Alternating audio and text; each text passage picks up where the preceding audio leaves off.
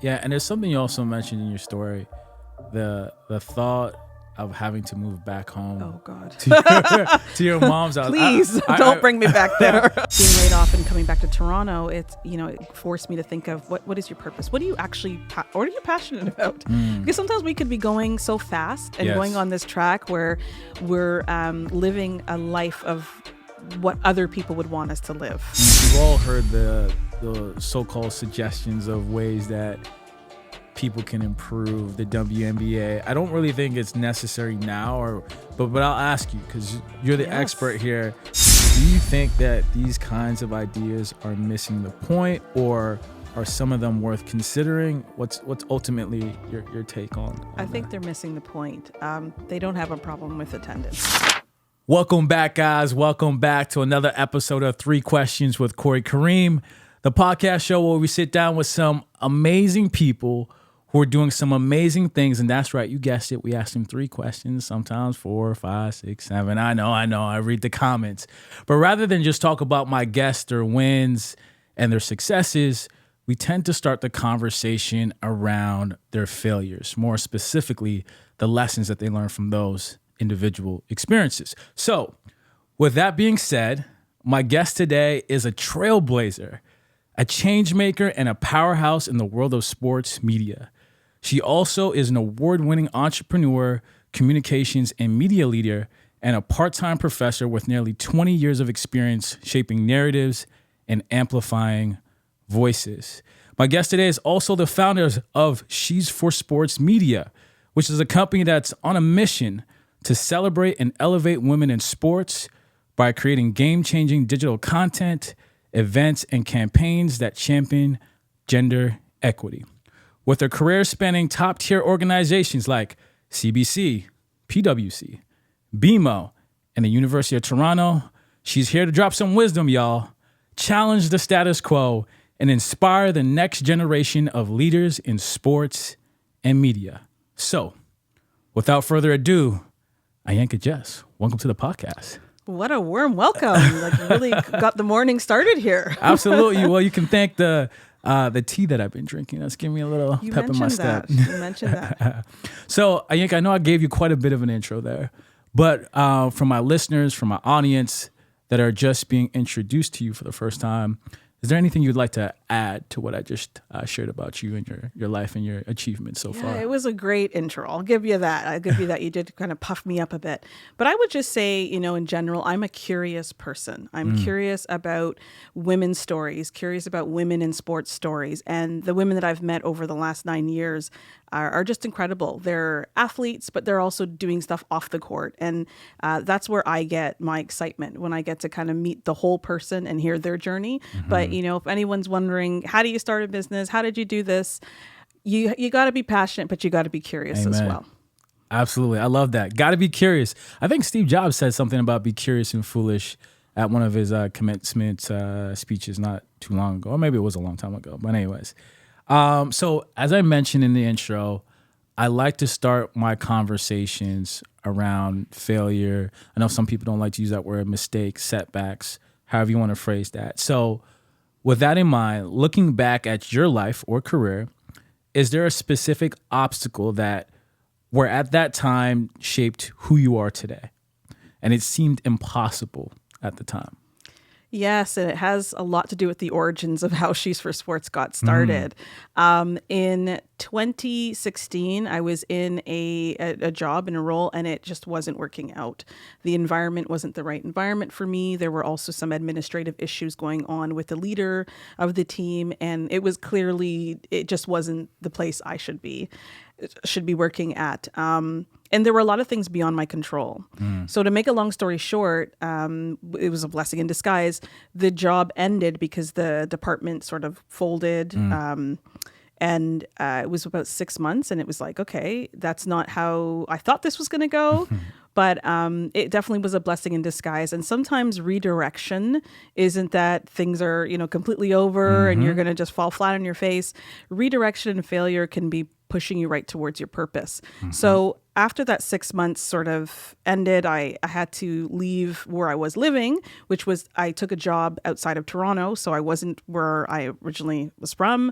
So I had to move back to Toronto, had to do the humble walk and move back into my mom's place because I had given up my own apartment in Toronto at the time. And if anyone knows about apartment hunting or trying to find somewhere to live in Toronto, they understand my pain. Quite difficult. It wasn't that I could just come back and get that same apartment that I had given up. So there was a lot of transitions going on. I had to come back, move back at my mom's. But at that point, I also started looking at myself saying, you know, you've got this many years in communications and media. You also are a big sports fan and love to support women's sports.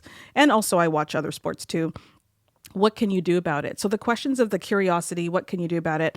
And again, to make a long story short, I started Shoes for Sports in that transition. And I don't think I would have started it if I wasn't laid off. And I felt like a failure because you're thinking you've given up so much to move somewhere to take on a job. And then, you're thinking this is not how it was supposed to go. But after I came back to Toronto, the failure turned into a blessing. I love that. So there's a couple of things that your story triggered some positive thoughts. The first thing that came to mind, or first thought, is identity. And I bring up the word identity because sometimes when you're doing a job that you love or an opportunity that you thought was going to be it for you, and you lose that opportunity or it changes drastically, some of us, including myself in the past, there's like this questioning of identity because you are so closely linked to that. So during that kind of challenging period, did you ever go through that mentally? Was there like an identity situation for you? There was, because I was on this track of senior communications. At that time I was leading a team of 2 people in a very sort of high profile role. Right. I was working for the government in Ottawa. And I thought that was my track. And then being laid off and coming back to Toronto, it forced me to think of what is your purpose? What are you actually, what are you passionate about? Because sometimes we could be going so fast and going on this track where we're living a life of what other people would want us to live, if that makes any sense. 100%. And it's not always deeply rooted in what we want. And I having the time off to think, what do you want to do next? What are you excited about? Where are the gaps? And that's really how Shoes for Sports came up to be. I started calling friends like myself who go to Blue Jays games, Raptors games, friends who work in sports. And I'm like, hey, like, what are your thoughts on, being a women's sports fan? Where do you go to watch stuff? And, how do you consume content? And we just got in this long conversation, and I got to understand different experiences by the people around me who identified as women and their sports relationship. And a lot of them were like, well, there's nothing on TV. There's nothing on socials that highlight the women that are there. We don't even know who's in Canada who's in sports. It would be great to have a community together. And also just some of the other stories of going to watch a football game or Raptors game, and they're like, there's this guy sitting in the next seat and he's mansplaining the whole game to me, and I just found that very frustrating. So I was really just capturing any and all experiences, and that really shaped what I was able to do at Shoes for Sports. And really after that transition period, it's like, you know what, I got to do something about this. And you talked about Steve Jobs and other entrepreneurs and really successful people. I think entrepreneurs, I don't know if it's naivety, but we just have this thing where we're like, we think we can do it, even maybe if we can't, but we're riding off of this thing. It's not that tea that you had, but we're riding off of something that says that we can actually do this. And I guess that's what I did. I just, entrepreneurs definitely have character traits of being risk takers. And 100%. I took a risk. I didn't have a lot of funding or anything like that. And I started on Twitter, and at the time, now it's X, and Facebook. Started with a small community of women I already knew working in sports, in terms of interviewing them and then asking them, like, who else can I speak to? But to encourage anyone out there, I didn't have it all figured out. I just was passionate, and I took a risk. That's so key. One of the last things you just said, you didn't have it all figured out. I've heard many different leaders like yourself say, if you have 50% of the information, that's enough for you to act on. If you have 70% of the information, that's enough for you to act on. So this kind of false belief that a lot of us have that we need all the data, especially we're in this, what I like to coin, data drunk world where we know the stats and figures on just about anything, it seems these days. We feel like we need to have all those numbers and understand them before we take that step, or sometimes you just have to learn by just doing, if you will. Yeah, and I will say there were a lot of research reports that I pulled online at the time. I just wanted to know a little bit more about fan engagement and the growth of certain sports. And a lot of the research I was taking in, a lot of it came from the States and Europe. It did actually point to the next fan base would be women, or the opportunity to grow fan bases would be based on women, because women do hold a lot of the purse strings, right? Right. In their family unit, if it's countries where women are, remaining to be single, which is fine, they have disposable income. So a lot of the, companies that are doing the research around that, they're looking at it's always follow the money, right? Right. Who has the money, who has the disposable income. And a lot of the research showed that. And a lot of the things that I'm seeing now, so 2016 was the time I was doing the research. A lot of the things I'm seeing now have come true from that research. Yeah. And there's something you also mentioned in your story, the thought of having to move back home. Oh God. to your mom's house. Please don't bring me back there. I bring that up because I remember that. So to share my quick story, similar to you, I was kind of living my dream. I was in New York. I was working for a British ad sales firm on Wall Street. I was 25 years old. I'm like, I've made it. Whoever thought this kid who went to high school in Mississauga is now on the big famous Wall Street doing his thing. And then I had to come home for personal reasons. And I went from having a small apartment at that with a roommate, but a view of the Empire State Building to in my mom's basement, sleeping on a couch, going from that to that. And I was just like, WTF, man. Like, well, how did I end up here? I did all the right things. And I just remember, I think I was never clinically diagnosed, but I felt pretty close to being depressed. Yeah. Because I put in all this work, I did all the right things, and I still ended up here. It's trauma, right? Like something completely changed in your life. 100%. That, it forces your body to go into panic, to questioning things. And it's not what you set forth that it should have been. And I think sometimes it takes a while for our minds to catch up with what's happening. Yeah. I can honestly be transparent and say that transition was pretty tough for me because, again, you give up so much, you move everything somewhere, you're building your life in a new community. I was meeting new people. And then, for anybody, 6 months goes by really fast. And then you're like, this is what this experience was going to be like, and then just kind of the moving back, whether you have to sell some of your items that you don't need anymore. Like it is traumatic, however you want to slice it or dice it, it is. Yeah. And there's something you also said, something about, I could be paraphrasing here, living a life like true to yourself, what do you really want out of this experience? And it made me think about, so there's a book called The 5 Regrets of the Dying. And it was written by a nurse, and I think it's palliative care, the people who, take care of those. Life, yeah. And I think she's based out of the UK, and she wrote an article in The Guardian, and her book's called The 5 Regrets of the Dying. And throughout her course of her job, her career, she would just journal and have their conversations with her patients. And she said the number one regret of the dying was that of not living a life true to themselves.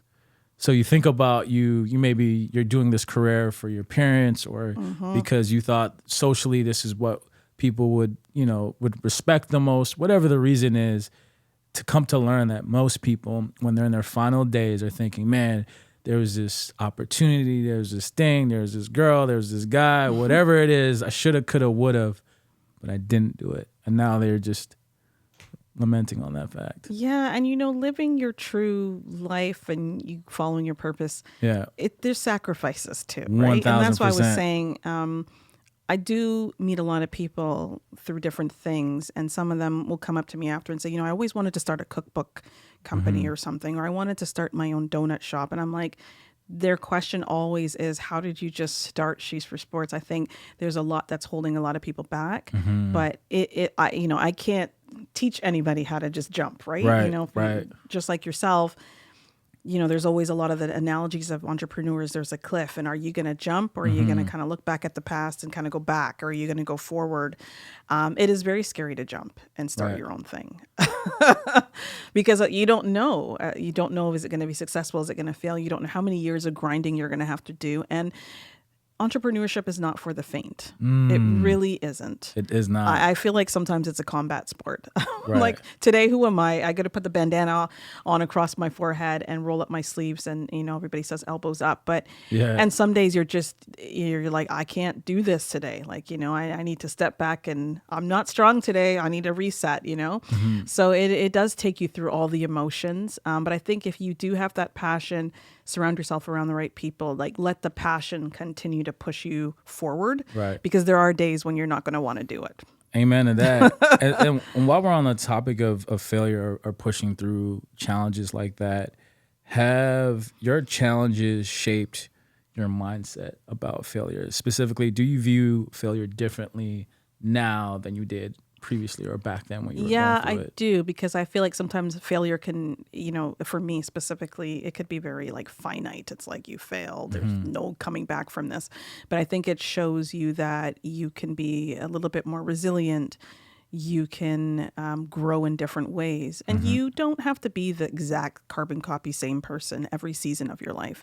Some failures, some traumatic things, some disappointments will teach you to be a different person, right? And however you want to define that. Because I am not saying that every day I have a superwoman sign on my chest. I'm not saying that at all.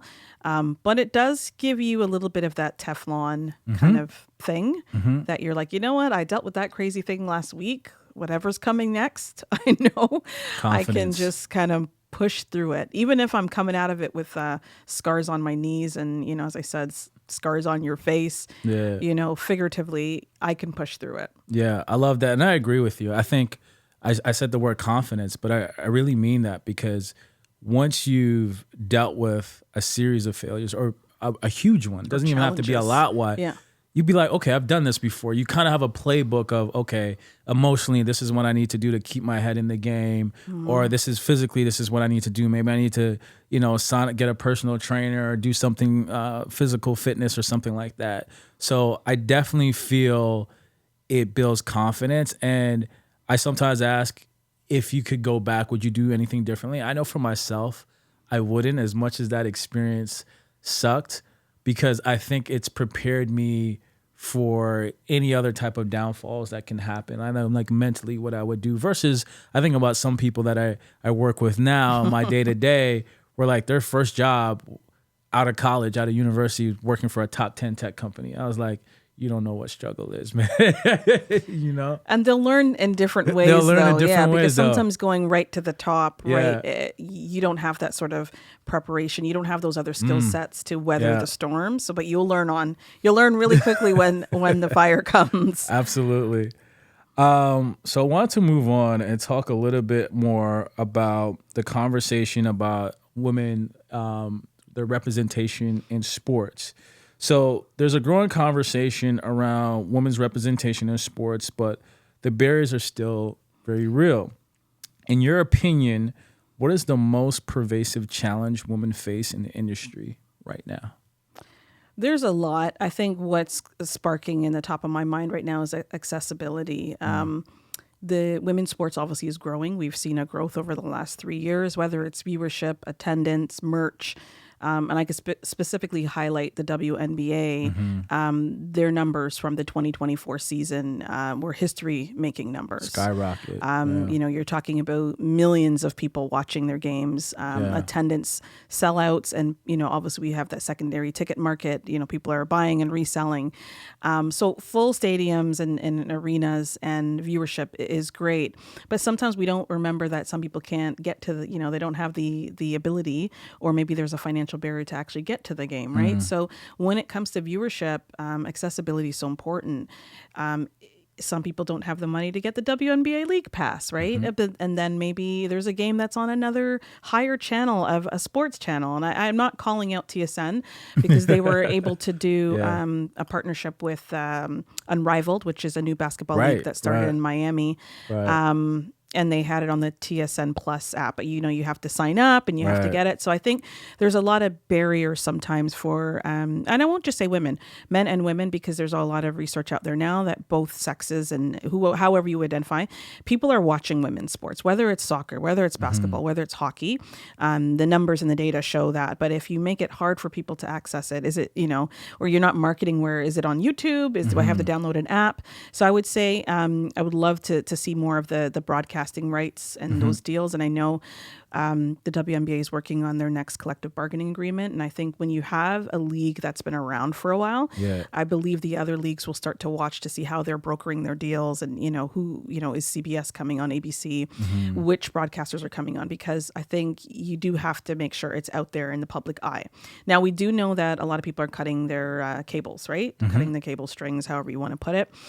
So making sure it's on digital platforms, making sure it's accessible on, if you're on X or Instagram, or how can you connect with these players on digital. So I think that's a big thing. But there's so many things, thinking about the grassroots level. Are we preparing young girls to be able to go through that pathway of playing professional sport? And what does that look like? Right. Because the pathway for boys, it just seems really straight. I'm hearing now the scouts are attending high school games, right? Yeah. And then maybe they'll go to a D1 school or get a scholarship, but we don't hear so much about the pathway for women. So it would be good to or girls, I should say, to hear, are we really preparing them? Is the structure and the resources there to get these girls to play at the next level? Because I played volleyball all the way up until high school, and I didn't try out when I got to university. Nobody was telling me to try out. Nobody was rallying around that. The guidance counselors were like, get good grades and don't party too much. But there was no sort of push forward to continue on this pipeline. And at the time, I didn't see any professional women in volleyball making any money, because a lot of the times athletes have to take out second mortgages, second jobs to continue their career, even Olympians, right? But now things are changing. We are seeing women getting paid. Obviously, they're not getting paid the same as men Bit of a gap there. There's a big gap. I believe Caitlin Clark made about $70,000 last year. Her salary, NBA salary. And I know like a rookie starting in the NBA is probably making a little over $1 million or $2 million. So there is a lot of inequity when we talk about pay equity, and hoping these collective bargaining agreements can solve that and get closer to that. But I will say that sometimes fans don't understand that when you run a league, it's a business. So think about it, you have a limited amount of dollars and money. Well, you've got to put on this operations, you've got to deal with vendors in the food stands. You got to deal with paying your players, paying your health therapists to, help them condition and not get injured, paying your staff, and et cetera, et cetera, et cetera. It's a business. So if the WNBA isn't bringing in $1 billion, they can't pay Caitlin Clark $1 billion. Right. So sometimes I think there's a little bit of a discrepancy with what fans know about professional sports leagues and how they're run, because there's a lot of debate online where this isn't fair and that's not fair. And we're not saying it isn't unfair. We're just saying it's also a business and they don't have that pool of money to begin with. Right. Will it get better? I think with more investors, we're seeing a lot of non-traditional investors investing in sports, whether it's somebody who's an entrepreneur or somebody who just supports women's sports, an actor, an actress. Some of the NBA players have invested in Unrivaled. So I think it's going to take everybody coming together. I don't think it's going to be that traditional Wall Street guy in a business suit investing in teams. I think it's going to be a lot of different people trying to support women's sports. Yeah. And to your point about the fans not understanding the business, sometimes I feel like their math isn't really mathing. But speaking of kind of like, I don't know if you call them controversial conversations, we've all heard the so-called suggestions of ways that people can improve the WNBA. I don't really think it's necessary now, but I'll ask you because you're the expert here.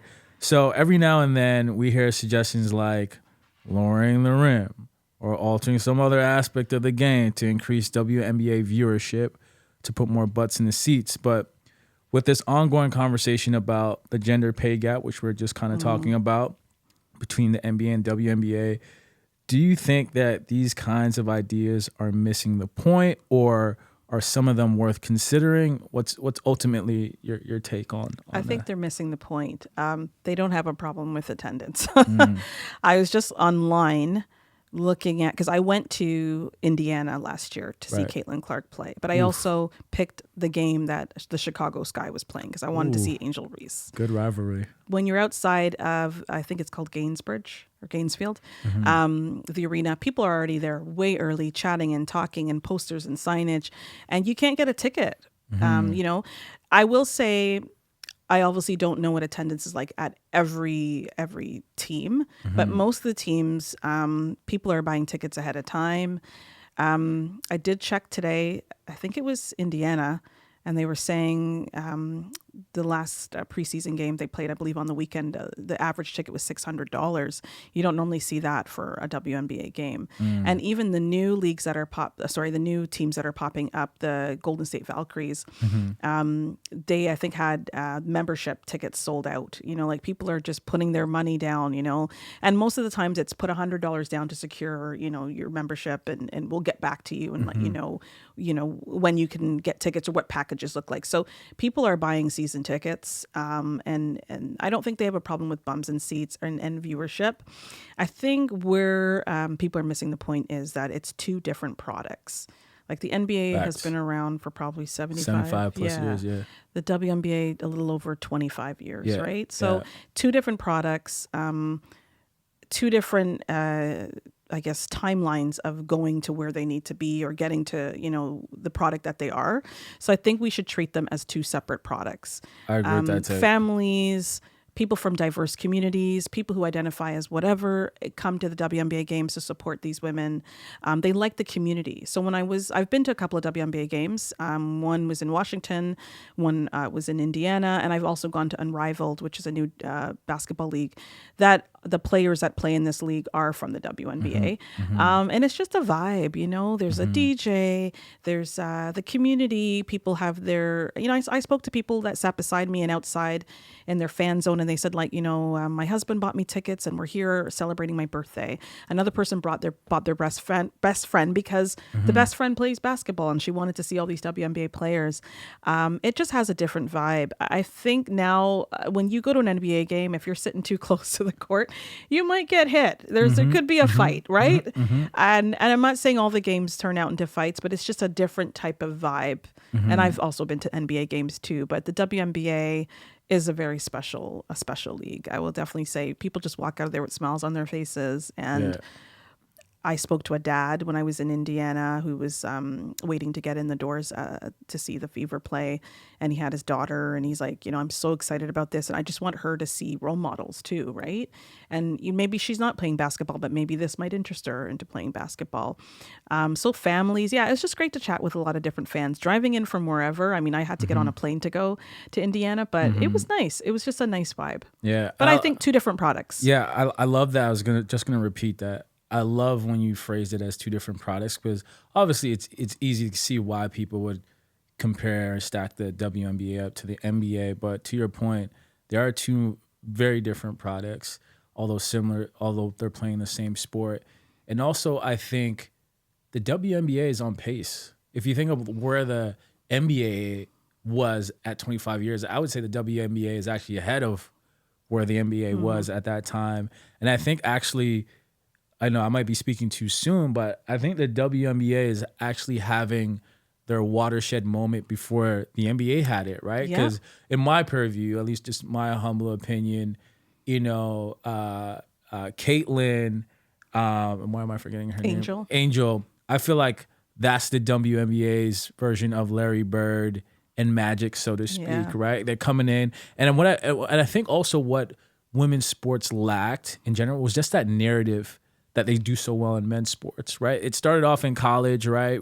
Get it? There was a whole lot of stuff going on there, which we won't get into, but that narrative, I think helped people be like, I want to tune in and see this great matchup between these two great, you know, women giants here that are taking over the sport. But you mentioned something very important, narrative, but then the other piece is visibility. That narrative could have been going on, you know, on the court. But if we did not see that as fans, it doesn't go anywhere. Absolutely. And that is, it really ties into why I started She's for Sports.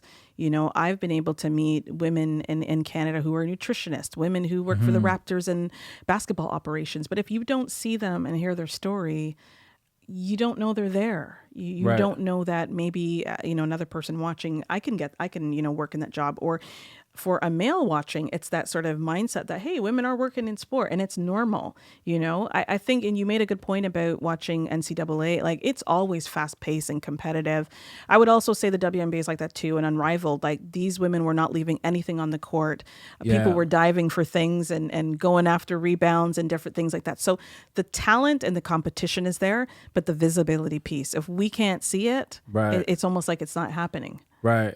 So what do you say to somebody that kind of downplays the whole visibility factor, whether it be in like corporate or in sports? Because sometimes people kind of downplay that. And I think the reason why they do it, if I'm just sharing my quick POV, is because they don't understand what it's like to be a minority in whatever sense, whether that's be from a gender perspective or from a racialized perspective. But what's your kind of thoughts when you hear people kind of like downplay the importance of visibility?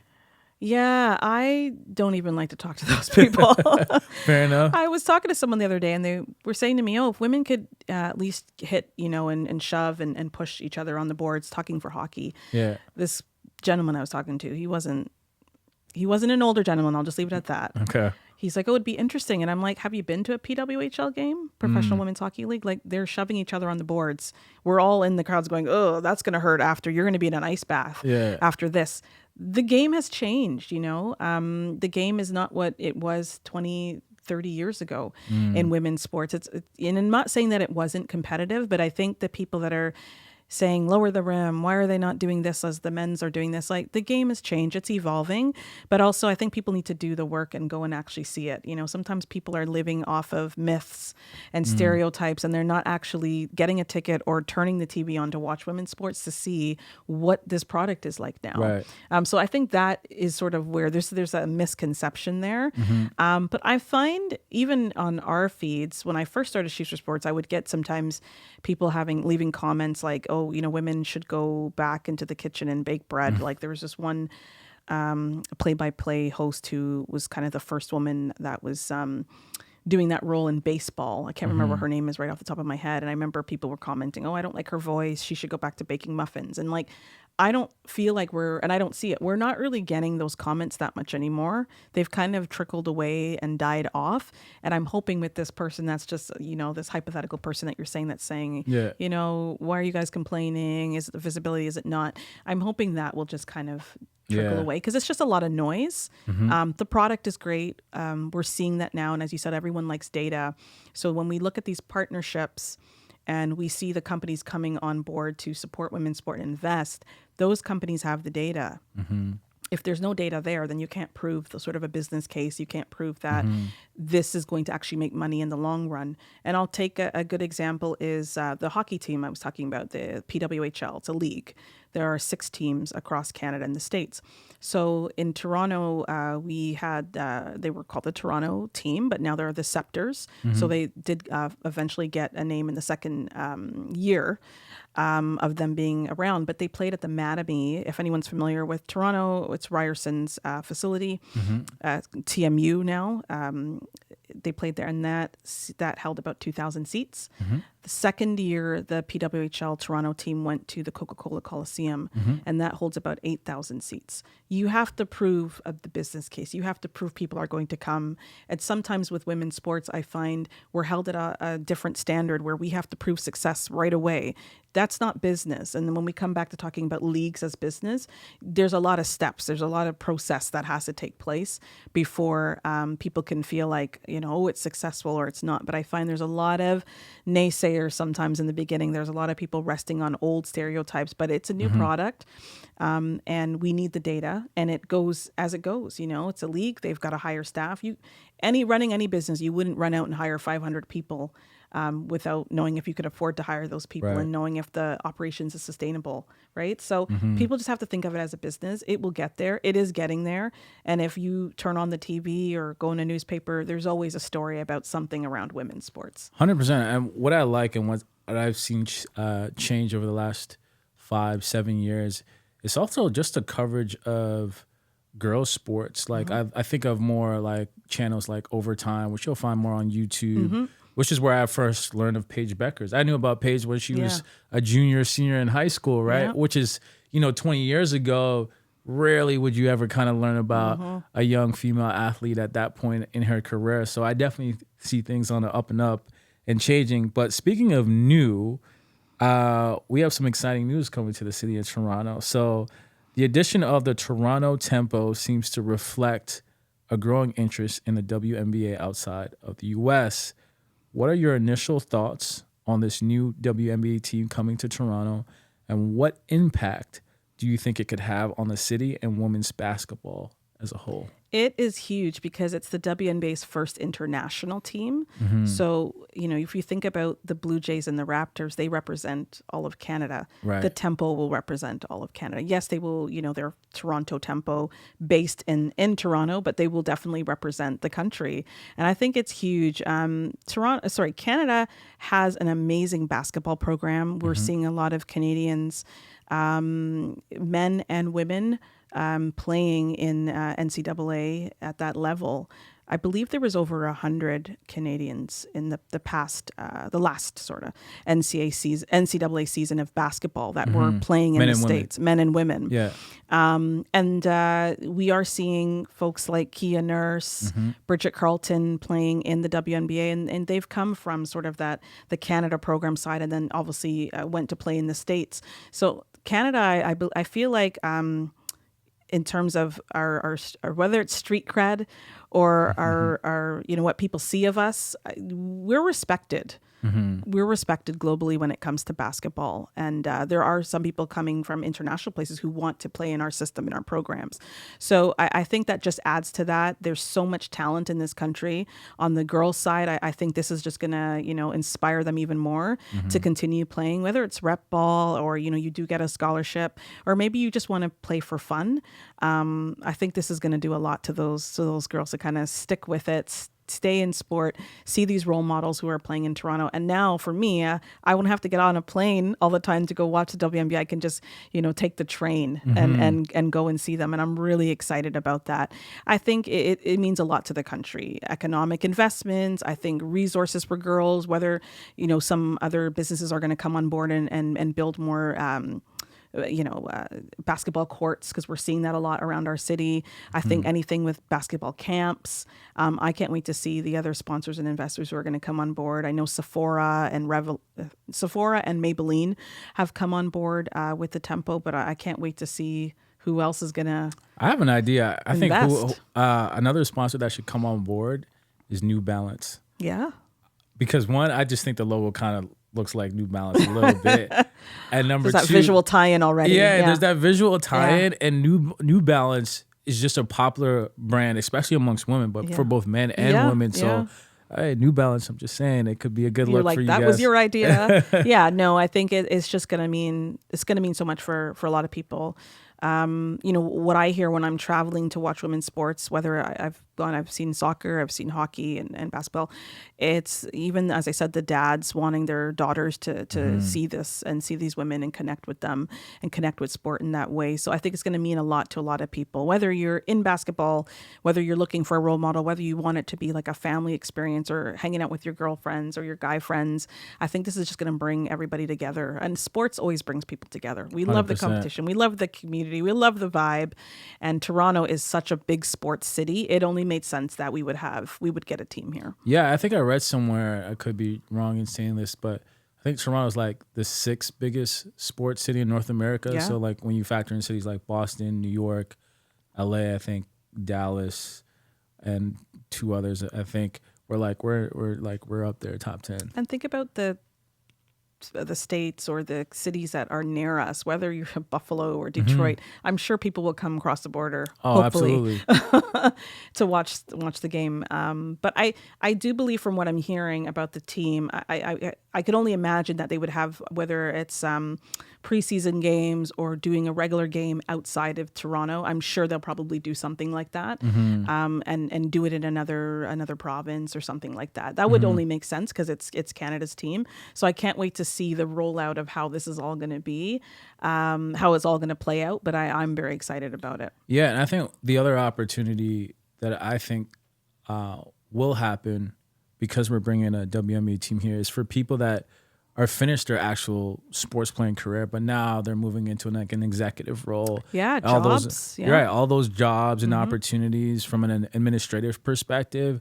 I'm also excited for those people who've, paid their dues, have their flowers, but want to extend their career, not as an athlete, but now as a person behind the scenes kind of orchestrating things. And I teach at Seneca College. I teach sports marketing and journalism. And I've told my students, sign up to their newsletters, make sure you know what's going on, because they're also looking for interns, right? So it could be for some people the beginning of their career, and others, as you said, who are a little bit more seasoned. Absolutely. Might be some more opportunities. Absolutely. So fun fact, I was an intern at Fuse Television, which is owned by Madison Square Garden. So I went through the same Porto channel if I was going to work for the Knicks, or intern for the Knicks, I should say. So Ainka, my last major question for you is, if you could only give one piece of advice to young Black girls or just women in general who dream of making basketball their career, what would it be? I would say if you're playing and you still want to move forward, Canada has a great basketball program. Whether you find a rep league to play with, or a Kia nurse has her Kia Nurse Elite camps. Aaliyah Edwards, who plays for the Washington Mystics. She's Canadian from Kingston, Ontario. Shout out to anybody from Kingston, Ontario. She has a basketball camp as well, too. I would say connect yourself with those resources. But if you just want to play for fun and recreational in school, join a team. Sometimes we don't sign up for things. We'll see a list, we'll see the call out, but we're just we stand back. But, sign up. Sports teaches you so much, teaches you how to work with a team. Teaches you failure. It teaches you how to get better. And, physical activity is also really good. So I would say that point for anybody on the playing athletic side. But if you maybe are an athlete who feels like, I don't think my path is leading me down to becoming professional or sticking with it as a player, I would say just, go on LinkedIn, sign up for newsletters for different leagues, and look to see if they're hiring. They're always looking for different types of staff. Maybe you have more of a character traits or skills in marketing. Maybe you're somebody who likes data analytics. There's so much out there. I just don't think we always know all the jobs that are out there. And because I've been in it for 9 years on the sports side of running my own media company, I get sent things. So I do my best to repost on LinkedIn, or if friends who were working at leagues say, hey, we're hiring for this, can you just post it? I do my best, but I'm always amazed at a lot of people don't know what's going on. They don't know that these jobs are there. So I do my best to post stuff, but get involved. And even if you see a job that maybe you think I don't have 100% of the qualifications, but maybe I have 75, apply for it. Maybe they're looking for someone to upskill and train, right? And maybe you have a great personality and you know a lot about the sport and you'd fit in great. Don't worry if you don't have everything. Absolutely. Lots of people apply for things that they don't qualify. Yes. And you never know. Shoot your shot. Never know. So we're actually getting through the 3 questions part as we wrap up. So give the context for the listeners and for you. So while I isolated myself in the jungle in Costa Rica when I turned 40 this past summer, I came across a thought, and that thought was, no one is going to talk you into or out of more things than yourself. Because I am an overthinker, so I decided to come up with a card game for overthinkers like myself. Because I figured, Ainka, that one of the best skills you can learn as a human being is learning how to have constructive and productive conversations with yourself, because who's talking to you more than you, right? So with that being said, I would like you to pick 2 cards from the deck. Wow. And you're going to answer the questions here. I'll go right in the middle. Yeah. And then I'll go right at the end. There you go. Okay. And then do your best to answer the questions. Oh, okay. This one's kind of a nerdy one, but name one thing you used to be afraid of or uncomfortable with, but now do comfortably or well. filing my corporate taxes for my Amen to business. that. Oof, don't get me started with If taxes. anyone knows about running a business, I have to file my personal taxes. That's one. And then I have to file my corporate taxes. And I used to be terrified. It's like, do I have everything, my receipts, do I have everything written down? You know, did I document everything well? And you're just petrified because you don't want anything to, you know, stop the flow of what's going on with your business, and you don't want to get in trouble with the government. So I used to be terrified by doing that. Every time it was coming up, you got that pit in your stomach. You're like, oh my gosh. But now I think I'm okay with it. Again, you know, it's another kind of Teflon thing that I'm like, you could do this. This is going to be fine. So yeah, I would say that. And it's a bit of a more of a nerdy response, but that's the first thing that came up to my mind. I love it. I love it. Excellent. What habit do you have that works against you the most? I would say I tend to like to take on a lot. And when you're running a business, you can't always do that. I would say for anyone who's in this situation or just starting their startup or small business, focus on the things that are aligned to the purpose of what you're doing and focus on what you actually have capacity to do. So don't take on 10 things when you know your capacity can only handle 5. And it's hard because if you're an overachiever, overthinker, you're like, I got this, I can do it all. But then it's not good because then your tank is empty the next day and you can't do what you need to do for those other things. So prioritize what's important because really not everything is important. That's currently me right now. Yeah. So that's what I struggle I'm working on that. That's what I struggle with. And there's one I'm going to ask. I ask everyone this for my last question is, what is a mantra or a quote that you currently live by? I like the one, and I'd hope I don't butcher it, is if you want to go slow, is it if you want to go slow, go alone. If you want to go fast, go bring everyone together. Is that how it is? Yeah, I think something like that. Something, I know which one you're saying. I think it's if you want to go far, fast. or is it far? If you want to go fast, go alone. If you want to go far, go with a team or something like that. And please don't come for me, listeners, if I butchered that, but I do like that one. Amazing. So, Ainka, for all the people that want to connect with you, perhaps even collaborate with you or support what you're doing, what is the best way for them to get in contact with you? Email. So SHES for sports .com. Sorry, at gmail.com. She's for sports at gmail.com. You can also check out our platforms. If you just type in She's for Sports, it will pop up. And remember, it's the numeral 4. So SHES, the numeral 4, and then sports. And if you Google that, you'll find us. And essentially, for those on the business side that want to collaborate with us or partner, we produce a lot of digital video content. We produce event experiences, social media marketing plans. We can generally help everybody if we just kind of know what they need help with. But, you know, we've also got a really deep network of women in sports. So sometimes we work with people who don't have that and need to tap into that community. And you just had an event not too long ago, too. I did. It was something very different. It was talking about the intersection of sports and fashion. We all see the fits. We see athletes, you know, controlling their brand with how they dress and the brands that they actually partner with. So fashion has become huge in professional sports, every sport. And beauty has also entered the chat. A lot of beauty brands are working with athletes as well. So we had a discussion about that. We had a business owner who runs an apparel company called the Peace Collective. She's a co-founder. We had a fashion stylist who styled Gary Trent Jr., who was previously with the Raptors. We had an Olympian who talked about her brand as an athlete and what fashion, you know, how she approached that. So it was a great, healthy discussion, but we had a lot of fun. And we had a mini fashion show after the panel talk. So we've never done that before. And that was something new for us. And we tend to like to try new things at She's for Sports. Keep it fresh. I love it. I love it. Well, guys, that concludes this episode of 3 Questions with Corey Kareem. And as many of you know, I like to end each episode with saying this. Sometimes you don't need to learn anything new. Sometimes you just need to see or hear that somebody else went through it too. So with that being said, myself and Ainka are out. Peace and love. Until the next time.